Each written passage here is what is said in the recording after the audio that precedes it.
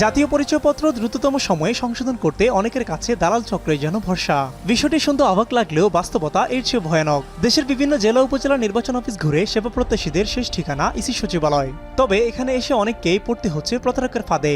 NID সংশোধনে online অফলাইনে হরেক রকমের আয়োজন থাকলেও বাস্তবতা অসহনীয় বলছে সেবা প্রত্যাশীরা। প্রমাণপত্র থাকার পরও অপেক্ষা মাস পেরিয়ে বছরে। এই সুযোগটাই নিচ্ছে বেশ কিছু দালাল চক্র। ইসি সচিবালয়ে এনআইডি সংশোধনের নির্ধারিত জায়গায় পৌঁছানোর আগেই কয়েক স্তরের অফারের দেখা মিলে। নির্বাচন ভবন, ইটিআই ভবনের আশপাশের সড়ক ধরে হাঁটতেই সক্রিয় বেশ কিছু দালাল চক্র। দ্রুত সময়ে এনআইডি সংশোধনের লোভে সাড়াও দিচ্ছে কেউ কেউ। টাকা গেছে যা, কিন্তু আমার কাজ হয়ে যেত, আমার টাকা এখন দুঃখ থাকতো। আমি গেছি 3 বার, কাগজ দেওয়া দাও করে দিতেছে, কাজ হয় না, লোক দেওয়া বাড়াইছে। 10,000 5,000 ওইটা কোনো বিষয় না। আর যদি ধরেন ওই কালকে ওই জায়গায় দেখছি আপনার কেউ 1 লাখও চাইতে আছে। কথা হয় বেশ কয়েকজন ভুক্তভোগীর সাথে। 7 দিনের মধ্যে সমাধানের আশ্বাস পেয়ে কেউ কেউ খুইয়েছেন 50,000 টাকার বেশি। আরও দ্রুত সময় সংশোধন চাইলে টাকার অঙ্ক আরেকটু বেশি, 1 লাখ টাকার কম নয়।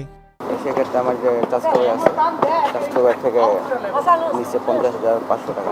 নোভা এলইডি টিভি, ঝকঝকে ছবি, নিখুঁত শব্দ, 5 বছরের ওয়ারেন্টি। নোভা মানি সঠিক মান, নিশ্চিত সেবা।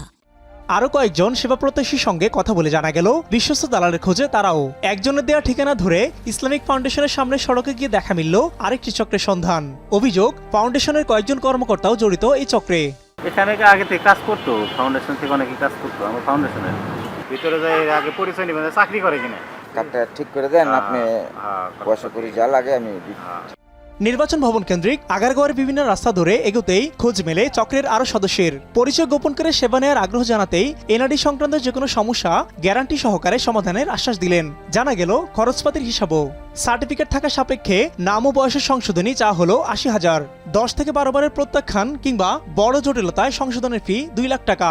জানালেন নির্বাচন ভবনে আছেন তাদের নিজেদের লোক।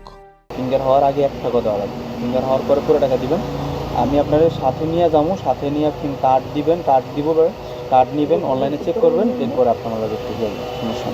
অভিযোগ আছে ইসি সচিবালয় কেন্দ্রিক কয়েকটি কম্পিউটার দোকান থেকে চলে দালালের নেটওয়ার্কিং, যারা মাঠ পর্যায় থেকে ভুক্তভোগীদের টার্গেট করেন। নির্বাচন ভবনের আশপাশে অবৈধভাবে গড়ে ওঠা এনআইডি সেবা সংশ্লিষ্ট ভ্রাম্যমাণ দোকানপাট উচ্ছেদে শেরবাংলা থানাকে দায়িত্ব দেওয়া হলেও নেই কার্যকর উদ্যোগ। মাঝে মাঝে লোক দেখানো অভিযান চললেও নেই সুফল। তবে পুলিশ বলছে নিয়মিতই অভিযান চালানো হয়। কাজ করতেছি তো, প্রায় অভিযান চালাই। এখন আবার বসে কতক্ষণ খেয়াল রাখতে পারা যায়। চেষ্টা করি, সবসময় তো চেষ্টা করি। এখন অনেক সময় দেখাতে আমাদের আদালতে বসে পড়ে, আমরা অ্যাকশন নেই। এনআইডি সংশোধনে কিছু কিছু ভোগান্তির কথা স্বীকার করলেন ইসি সচিব। তবে বেশিরভাগ আবেদনকারী ভুল তথ্য উপস্থাপন করায় বেগ পেতে হচ্ছে বলে দাবি তার।